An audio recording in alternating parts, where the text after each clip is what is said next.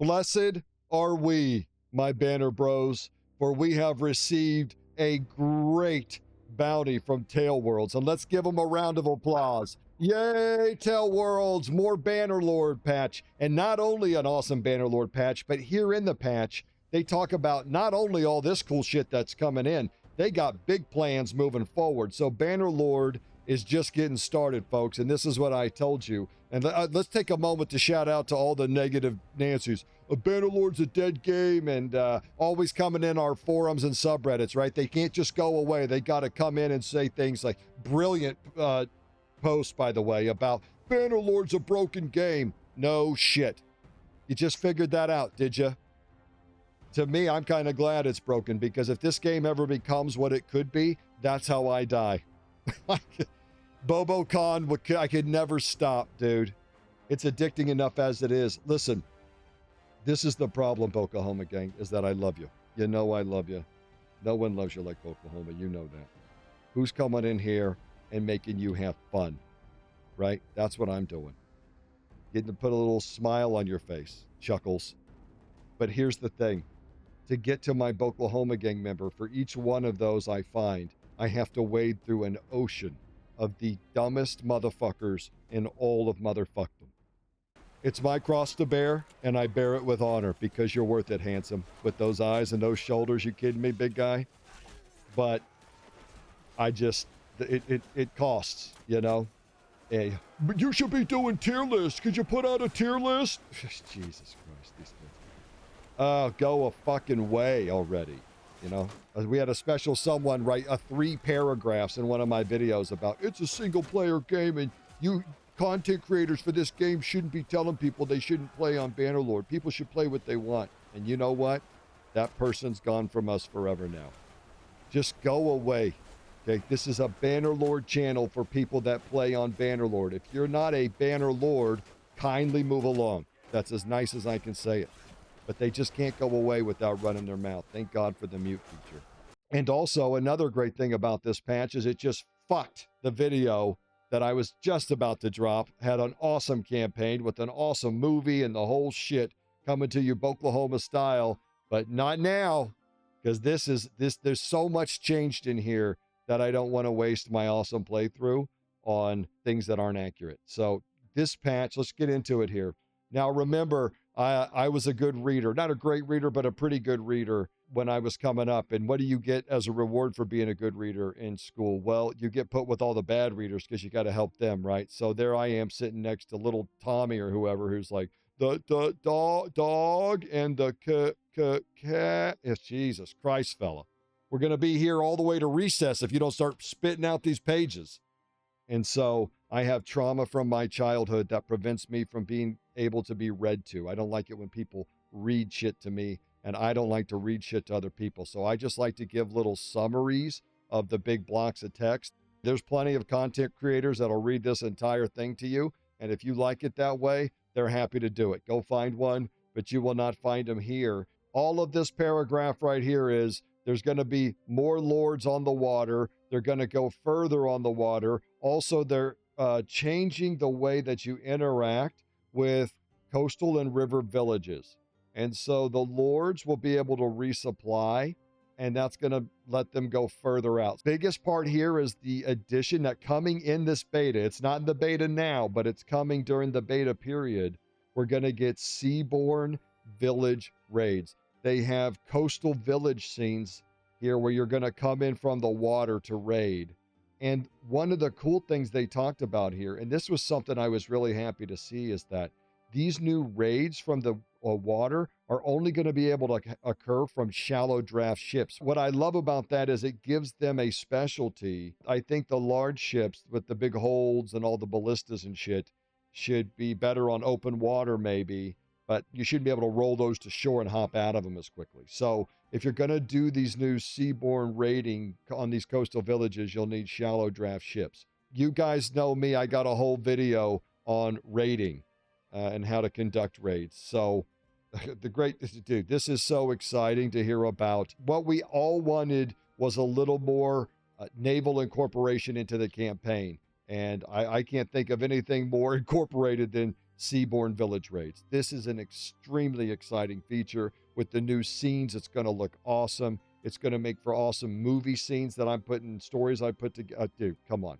What we're going to do with this, fellas, oh my God, what a wonderful addition that's coming. And yes, it'll have its problems. And yes, the bitchers will bitch. It's all they know. But for the rest of us, we're going to be having a ball. The most exciting thing about this part is this game is still in production. All the people that are coming to you and saying that Bannerlord was dead and it's a dead game and it's gone, well, actually, it's still being worked on. Now, is the pace as fast as we'd like? No, but honestly, I'd rather them come in with a massive patch like this a few times a year than little patches every week that are busting my mods. So I think for this type of content where it's so heavily modded with all, and just one of the best modding communities out there, this is how I prefer it. Not only is this patch coming in and we're also getting more coming in this patch, but there's future patches. They got big plans for this game, and I'm going to be here with you every step of the way, and we're going to have a blast. If you are brilliant enough to have an imagination magnificent enough, and you used to sit around and play with little plastic green guys or Lego guys or whatever it was right there in front of you, but in your head, you had battles raging. And now you can take that magnificent imagination of yours and combine it with Bannerlord, and that's where the magic happens. That's where this game becomes one of the greatest experiences in all of gaming.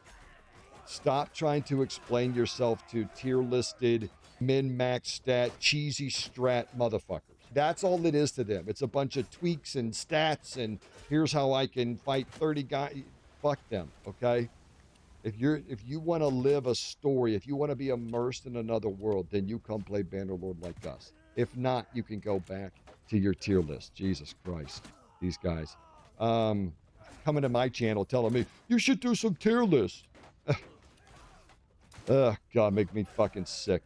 Look here. They're trying to tighten up the missions from being unnecessarily long. And this is actually very important because there is a very repetitive nature to the missions, and you just get burned out if you're sailing to the ships for 5 minutes every time. And this was my favorite thing about RTS camera mod, is that you get a fast forward button.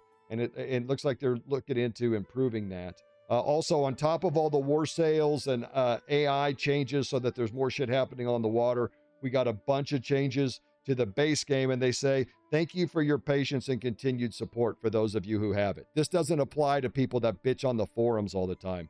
This applies to those of us who are supportive community members who love Bannerlord, we love you, Tail Worlds, and we really appreciate all this work. If you could make it a little faster, that'd be ideal, but the world's kind of in a crazy time right now, so better late than never. And these are some wonderful changes. I mean, truly cool shit coming in here. We already talked about nobles. We're going to be more on the sea. They're going to be tearing stuff up. We also have new roles for your companions. You know how you can assign a scout or a steward? Well, now you can assign a first mate, a navigator, and that's your bosun and shipmaster skills. So if you don't want to put skills in those, you can have someone in your crew. That's kind of cool. I love having a shipmaster. Did they increase how fast shipmaster levels? We'll see in here. We also have 3 new wanderers for our Nords, the Easterling, the bosun, and the Sea Raider. And I bet they're going to be perfect for these new first mate and navigator roles. And that's exciting. There's been some minor changes to the mariner skills. So for heroes, as your mariner skill goes up, it will reduce your combat penalties when fighting on ships. And at 200 skill is when you fully cancel the penalties. And then I'm guessing over 200 is when you get bonuses. For regular troops, it's the same. No debuffs for troops with the Mariner tag, and troops without the tag receive the full naval combat penalties. Your Mariner skill also now determines how long you can swim before you drown. Pirate parties are going to be more likely to surrender if they're completely outgunned, which is going to make those roguery perks very enticing on those Nord and, I think, Sturgian playthroughs now. This is one of my favorite changes in the entire game, and just a little spoiler, the video I was about to launch was a completely Warsails focused campaign. I mean, it's epic. Oh, God. But one of the things I mentioned in the video that I was cutting was that it sucks fighting on the sea because you don't get enough experience, and it's hard to even replace your losses. Well, they agreed, and now you get 50% more XP, and I think that'll be about right. You get a 30% increase to view distance at sea, but they've added a 40% view distance penalty when you're inside a storm. I don't really understand why we needed to do this with the Master Angler perk. I don't even see why any of these were needed. Were people having a hard time with wages? I don't know. This seems like this didn't need. I don't know why we did this, but it is what it is. Here we put nitrous on the Nordic longboats. Are you kidding me? A 50% increase to river. Oh, my Nordic brethren, blessed art thou. Thor shines down on thee. You better run. You hear the Creedence Clearwater Revival playing. I feel like the rivers of Vietnam. Oh, no, that is fantastic. This one I really like because it was a little weird that the small fishermen were out in the middle of the deep ass ocean on those rafts. I got to give it to them. They got balls. This one was a little immersion breaking where a group of 30 would disembark and engage your group. I always had respect for it though. I always had respect. And if you don't know, this was such a pain in the ass. And in the end, you started using a companion mod because I could not get the Nordic guys I wanted, but now apparently there was a bug.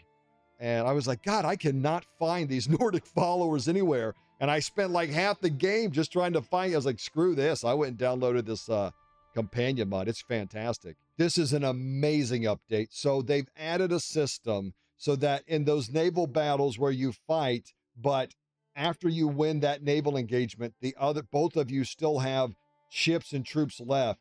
Rather than just you winning and beating a fleet of 42 because you killed the first 8 ships, the battle disengages and then the AI will reassess whether to re-engage and hit you with the next wave of ships. As it was, you could defeat an entire army, and this was what I was doing. My whole playthrough was built around doing the thing that this now prevents. But yeah, you could take out entire 3,000 man armies, no problem. It was amazing, and now it's gone.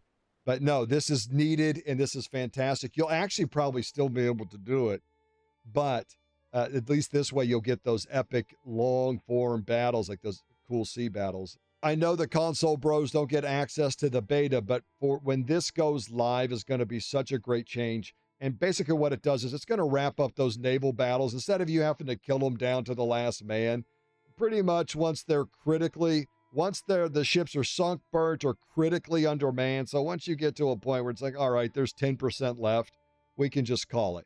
Burnout becomes a problem if you're spending every mission sailing for 5 minutes for 2 minutes of action, and then you have to wait another 5 minutes to find the last guy that's bugged out somewhere. And sticking with that time saving, but in an immersive way, this is such a thoughtful way to do this. They've adjusted the spawning distance between teams, and now it's more about ship count and crew. So in massive sea battles, you're going to have a little more room to engage and maneuver, which is you need and you can use to your advantage. As I was going to show you in the video, it's okay. A lot of it will still apply. We're going to do it right, and we're going to do it for you, Oklahoma gang. You know how I do it. It's going to be awesome. But when we're just fighting a group of pirates, we don't need to sell for 10 minutes every time. Shorter distance engagements with fewer ships. We're going to start closer together because we're coming right at you. You know what this is. Looky here. Finally, we can start getting figureheads. The kingdom leaders are going to have a 60% chance to drop a figurehead for you. Clan leaders are going to going from 25 to 50. And then just regular clan members are getting a 30% increase. So you're going to start grabbing figureheads, and that's going to be fun to deck out your ships. You can add, there's some that add shield resistance, some that make your guys give them more choppy power, more throwy power, more shooty power. Some nice UI changes here, so you'll be able to see what's being boarded better. You'll be able to cancel the active boarding ability. If you just hold the boarding key, you can cancel it. And it's like, okay, we've kind of cleared this ship. Let's go back to this other one. And then there's things that help you separate better. For all my longboat boys right here, look, improved boarding bridge. Once you get in there and you get those hooks in them, it's going to be harder for them to get away. I like that change. Some improved pathfinding for the troops on ships. The ships that you ordered to take down an enemy ship, once they took it down, they didn't re-engage. They would just be like, all right, we did it, and they just sit there. Now, once they've cleared the ship, they will detach and they'll go hunt other enemy ships automatically. Fantastic addition. So they've adjusted the ballistas, both the behavior and the ammo, so that they feel more distinct. We'll test these out in the beta and I'll report back to you what I think. Here's a very cool tactical consideration and change.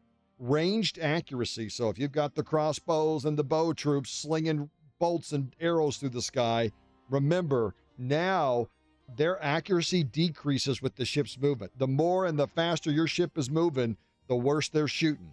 This is awesome. What a great change. At some point, you've got 300 troops and you run into 60 pirates. You just want to auto-resolve, and those Mariner troops are going to give a extra 20% increase in your naval battle simulations. And when you get to a point, guys, don't be afraid to sim a few. It's fun to get in there and fight an immersive battle. And if it's a battle you want to fight, do it. But, if you're just knocking down pirates, don't be afraid to sim some and take a casualty. And now your naval, your Mariner troops are going to do even better for you in that regard. This one frustrated the shit out of me because the whole goddamn boat's on fire and guys are still coming in and they're not even burning. Yeah, once a ship is on fire, it should cut the reinforcements off. Oh my God, we got 2 new ships. Oh, Jesus Christ, for the forest freaks. Oh no. It's perfect. Are you kidding me?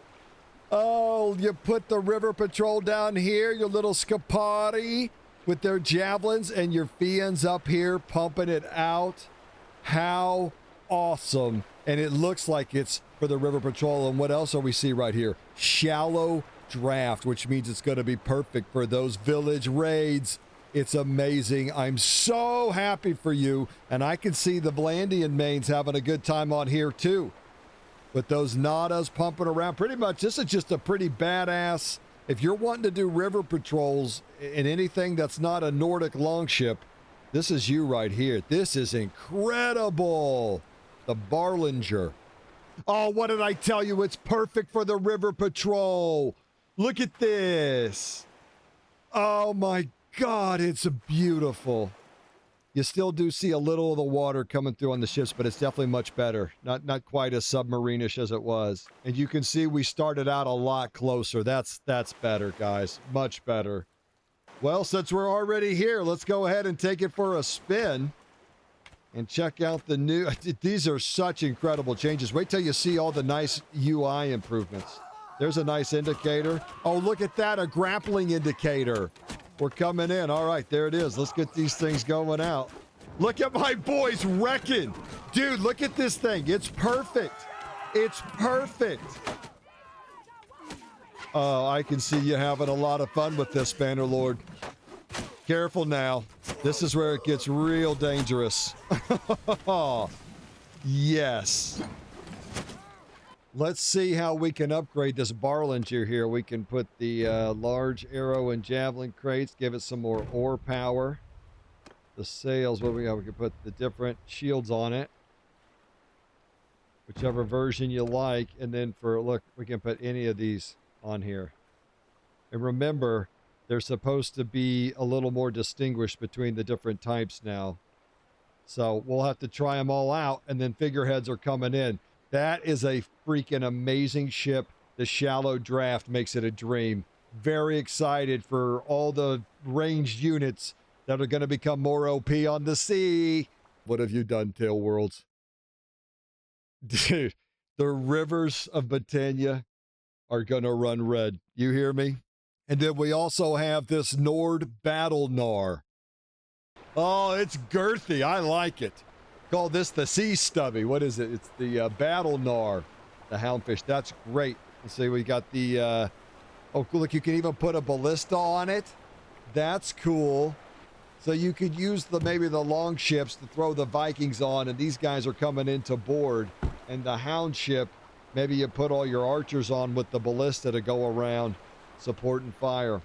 It doesn't replace any of the heavier options, but to me, this is a nice mid-rating ship for the Nords because they have those amazing archers. and the ability to add a ballista to it really gives you some firepower. I don't know. I was kind of okay with some factions not having ballistas, so I have mixed opinions about this one, but it's definitely a cool looking ship. We have a bunch of new cool looking armors and armor pieces coming in for the Nord troops, and they look fantastic. The sandbook's getting a little thicker in the back. I know we all like that, so you'll be able to move around a little bit. I was loving those with those Khans Guard. That is such a great platform ship, and now it's a better platform ship. We got some updated models for Walrus Tusk and Whale Oil. Now we have different map icons for different shipyard levels. I like that. I like that you can be able to see visually the different shipyard levels. I wish they would show it in the model of the town, but this is a nice start. If you keep your combat log up, you'll be able to see fire damage caused during naval battles. It'll give you a little better indication of when that's going out. Ooh, look here. Kvalvik's starting wall is now level 3, so those Valandians want to take that sea fortress. They're going to have to come prepared.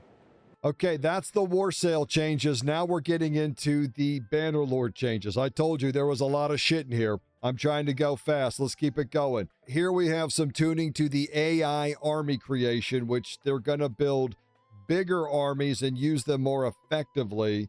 They say right here, these changes should result in fewer but stronger armies on average. But that also, you're going to see a lot more free parties running around tearing shit up, probably getting in ships and going and raiding and stuff, I imagine.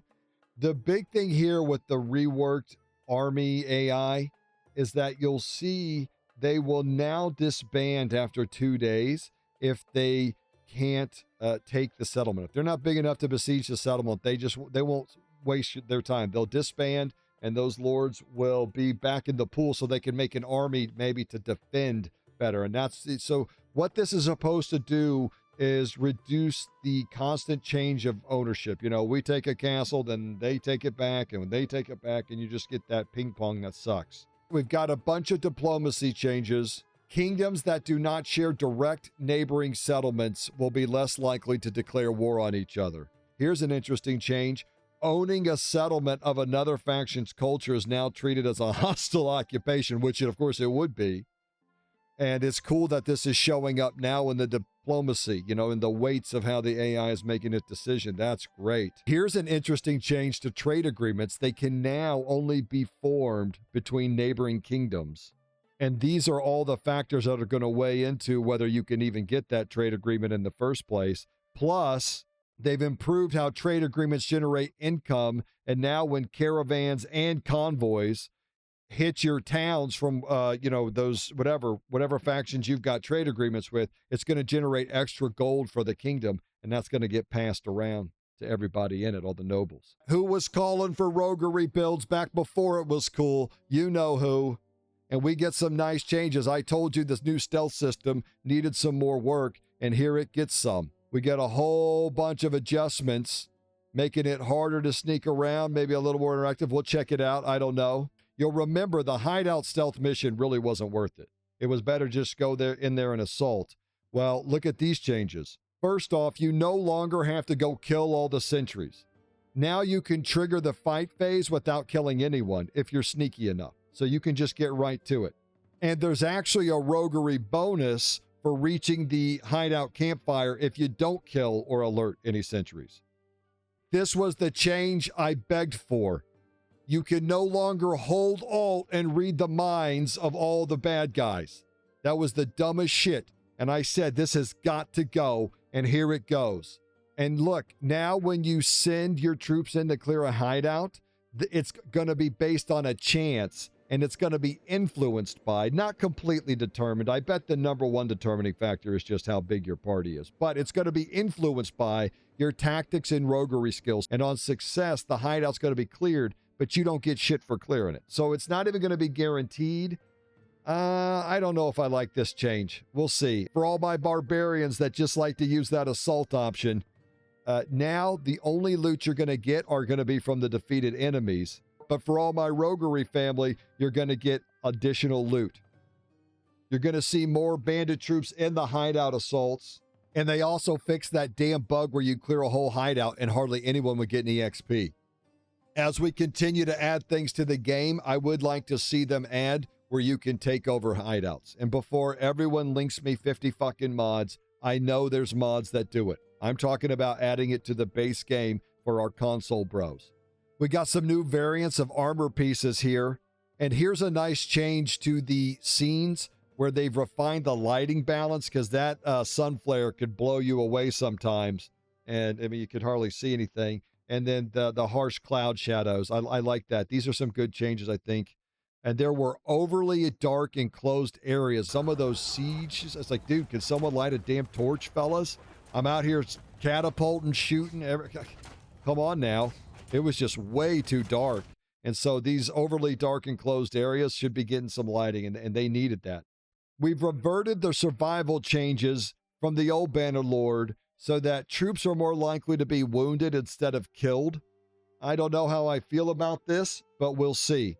So this is going to make it so the AI can get out on the map better, but also have time to come back and defend its lands. I'm really excited to see this change. I hope they upgrade sieges. I mean, sieges need a lot of work, but this is a nice step in the initial direction. And with all this other stuff coming in, it's phenomenal. Britannia mains rejoice.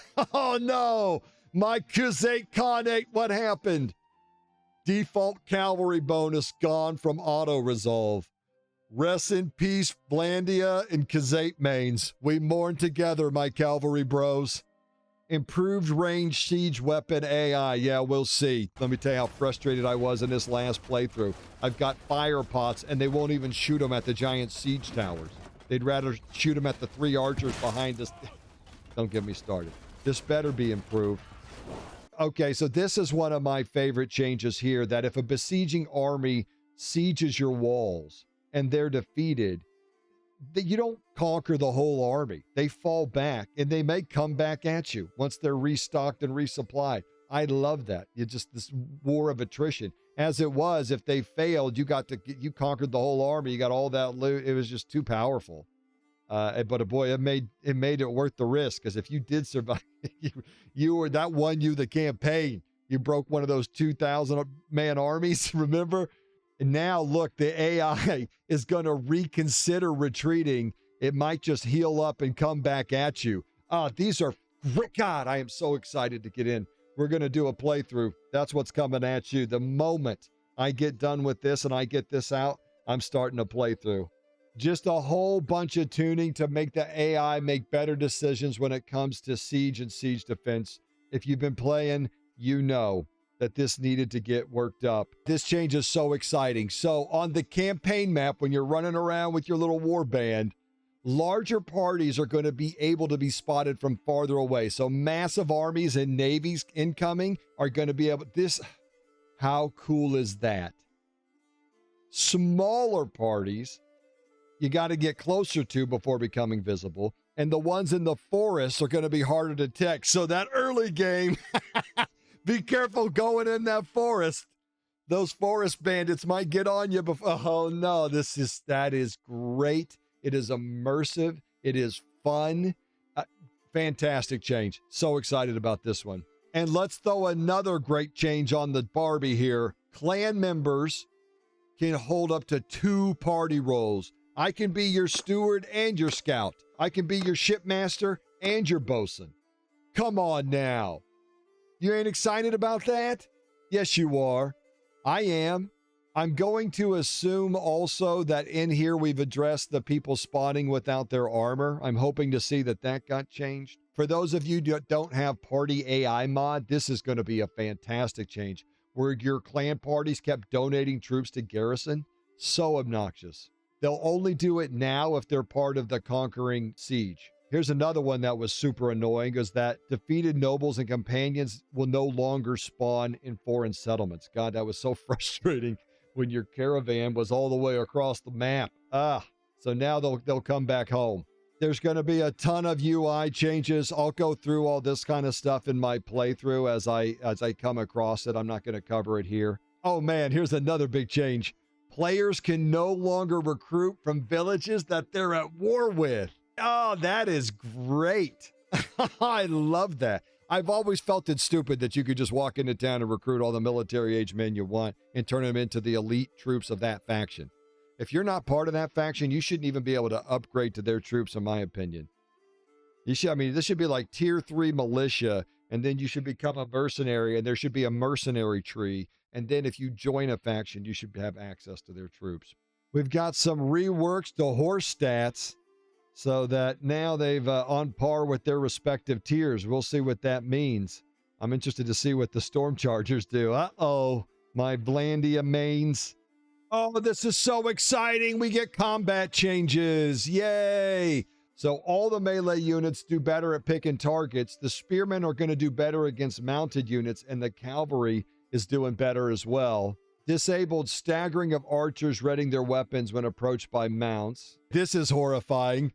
Reduced accuracy penalty for throwing weapons. Are you out of your fucking mind when you're moving in the direction of the throw? Well, that makes a little sense, I guess. Also for the AI?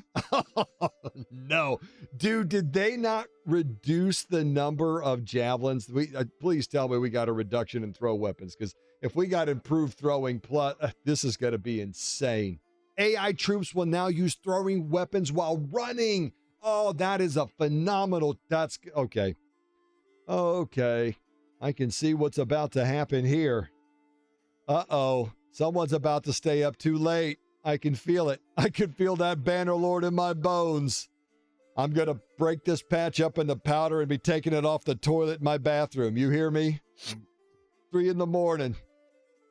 I'm doing it for you boys. Now, I saved the best for last, and I just skipped through this because I want to take a special time to address this change here at the end. Mother of God, Sturgia, what did I tell you about the heroic linebreaker? The mace was fine, but they just needed to add what? Oh, the knockdown functionality. And now all two-handed maces have knockdown on them. They're going to ragdoll shit when they smash it. So I'd like to be the first to welcome back the war mauls. Everybody say, hi, mauls, because we're coming back. Get ready for those big, beefy Sturgian linebreakers, because they're going to be crumping gits up with those big two-handed bad boys they got now. I told you, this is what they needed to do. They needed to add down the knockdown, and now maces have it. That's it. We got to do a Sturgia troll build, and we're going to go with two-handed maces, and we're going to try them out with our big two-handed mace line breakers coming in hot. That's what I'm going to get to doing, Oklahoma gang. Just for you, we're going to test out this whole patch, and we're going to put it all together. So that's what I'll be working on, and I'll get it out to you as soon as possible. Get in on this beta, boys.